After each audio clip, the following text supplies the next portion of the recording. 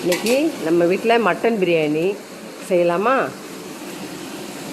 Mutton biryani 3/4 kilo அரிசி, பாசுமதி அரிசி 3/4 kilo எடுத்து ஊற வச்சு உல வச்சாச்சு. சாதம் உல வச்சாச்சு. அடுத்தபடியாக மட்டனை அவிச்சு வச்சாச்சு. மூணாவது வெங்காயம் 3/4 கிலோ அரிசிக்கு வெங்காயம் 400 வெங்காயம், பட்டை, லவங்கம், கரம் மசாலா, ஏலக்காய் பாருங்கள், சோம்பு, பட்டை, லவங்கம், ஏலக்காய், வெங்காயம் மூணுத்தையும் எல்லாம் வதக்குறோம் பாருங்கள். மட்டன் பிரியாணிக்கு எல்லாம் வெங்காயம்லாம் நல்லா வதக்கணும்.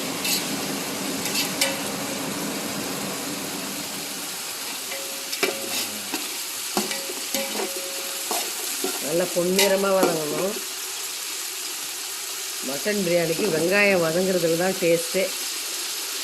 நல்லா கோல்டன் ப்ரௌனில் வதங்கணும் வெங்காயம்.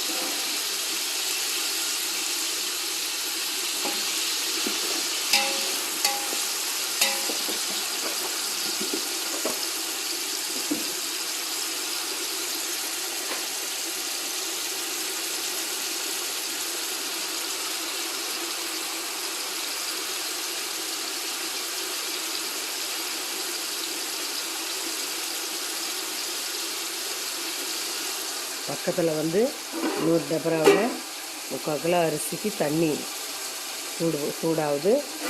அதில் ஒரு பட்டை, ஒரு ஏலக்காய் போட்டு கொதிக்குது பாருங்கள்.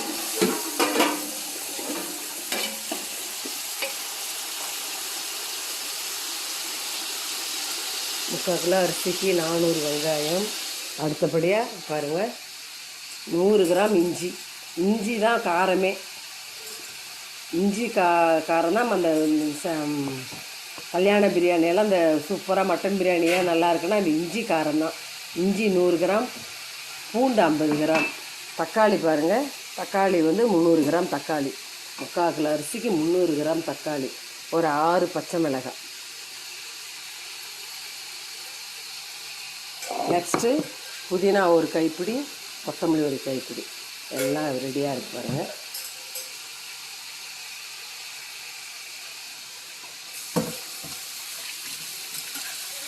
அடுத்து இஞ்சி பூண்டு பாருங்கள். வெங்காயம் கோல்டன் கலரில் ஆகுது. இஞ்சி பூண்டு விழுது 100 இஞ்சி, 50 பூண்டு, 3/4 கிலோ அரிசி.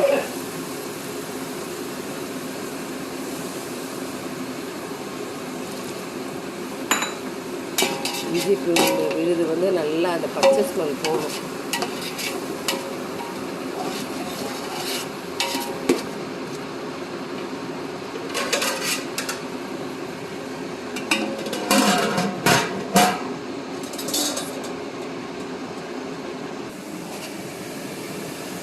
அடுத்து தக்காளி, வெங்காயம், இஞ்சி பூண்டெல்லாம் நல்லா ஸ்மெல்லு போக வதக்குது. டொமேட்டோ, தக்காளி, பச்சை மிளகாய் போகும்.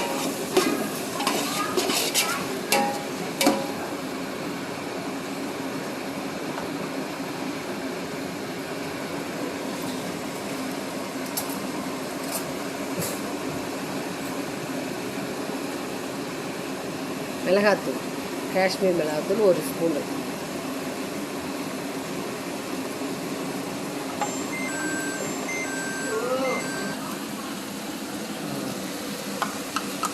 அடுத்து தக்காளி நல்லா வதங்கினதையும் புதினா, தயிர் போடுறேன் பாருங்கள்.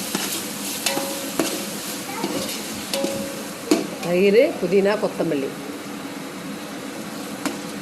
தக்காளி நல்லா வதங்கணும். இஞ்சி பூண்டு ஸ்மெல் எல்லாம் போகணும். நல்லா வதங்கின பிறகு இந்த பாருங்கள், தயிர் போட்டு புதினா, கொத்தமல்லி.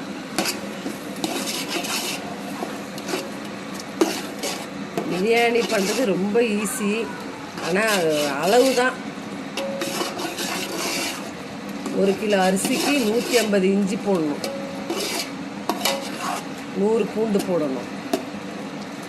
இது 3/4 கிலோவுக்கு 100 இஞ்சி, 50 பூண்டு.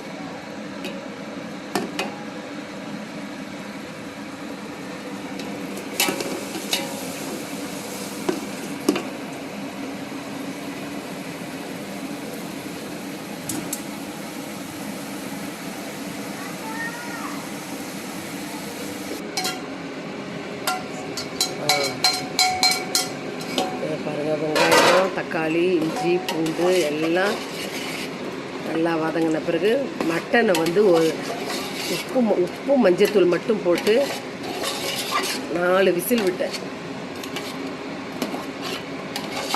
எல்லாம் சாஃப்டாகிடுச்சு மட்டனு. 4 விசில் விட்டேன். ஆனால் நான் அந்த மட்டன் வந்து தண்ணி கொஞ்சம் தான், மட்டன் நிறைய தண்ணி வைக்க மாட்டேன். அந்த 1 கிலோ மட்டனுக்கு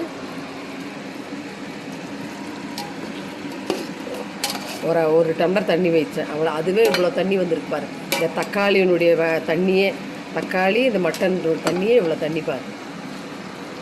உப்பு போடுறேன் பாருங்க, திட்டமாக உப்பு. சாதம் வடிக்கும்பொழுது கொஞ்சம் இந்த உப்பு போட்டு, கொஞ்சம் நமக்கு திட்டமாக உப்பு போட்டுட்டு 3/4 கிலோ அரிசிக்கு இப்போ இதை உப்பு போட்டு நல்லா அந்த சுண்டணும். நான் பிரியாணிக்கு தண்ணி விட மாட்டேன், இருக்கிற தண்ணி தான், அந்த தக்காளியினுடைய சூப்பினுடைய தண்ணி தான்.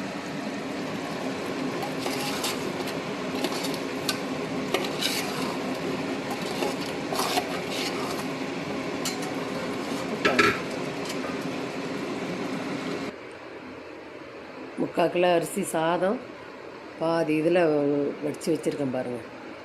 வெட்டி சும்மா கொஞ்சம் அப்படியே நடு அரிசி இருக்கணும், அந்த மாதிரி வடித்து வச்சுருக்கேன் பாருங்கள். இப்போது கறி வந்து நல்லா சுண்டுது.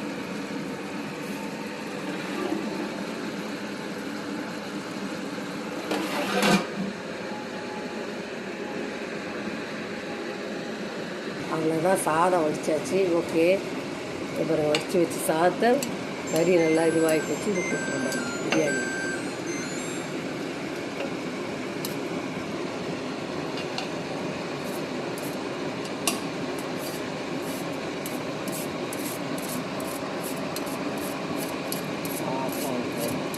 மட்டன் பிரியாணி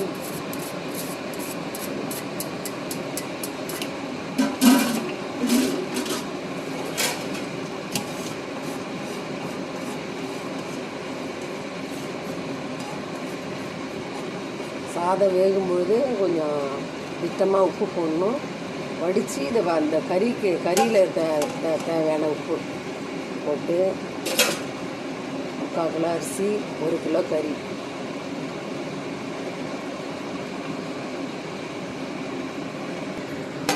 அவ்வளோதான், அப்படியே போட்டு தட்டு போட்டு மூடி ஒரு 15 நிமிஷம் தம்மில் தோசைக்கல்லில் வச்சு, தோசைக்கல் சூடாகணுது அந்த 15 நிமிஷம்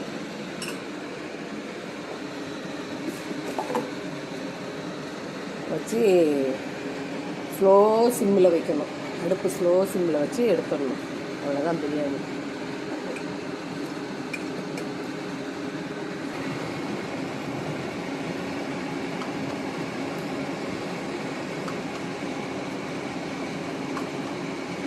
தேவைப்பட்டால் கலர் பவுடர் போட்டுக்கலாம். போட்டு ஒரு 15 நிமிஷம் தம்மில் வச்சா மட்டன் பிரியாணி ரெடி. நாங்கள் என்ன செய்கிறோம், ஓவனில் ஒரு 15 நிமிஷம் வைக்கிறோம். ஓவன் இல்லாதவங்க தோசைக்கல்லில் வச்சுக்கலாம். அவ்வளோதான், பிரியாணி ரெடி.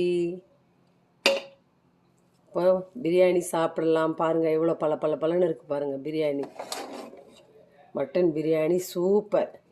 ஒரு சாதம் விட்டுதா பாருங்கள், ரொம்ப சூப்பராக இருக்குது. நெய் கூட போடல, இந்த மட்டன் கொழுப்போடு சரி, ரொம்ப கொழுப்பு கூட கிடையாது.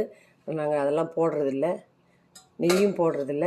தேவைப்பட்டால் நெய் 1 ஸ்பூன் போட்டுக்கலாம், ஆனால் நாங்கள் போடலை.